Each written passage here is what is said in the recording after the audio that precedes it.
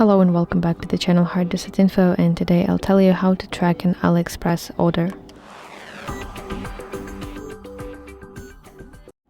Open AliExpress application on your phone and go to your account at the bottom right corner of your screen and go to section My Orders.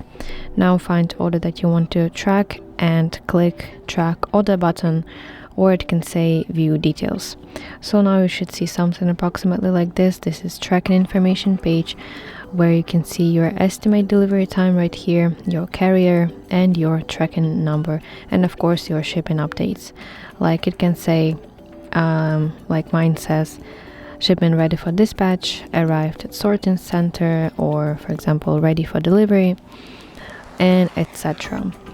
But for example, if this built-in tracker looks like it's stuck or just stops updating, you can copy this tracking number using this button to automatically copy it and paste this tracking number to universal tracker, like AliExpress suggests me here, 17 tracker,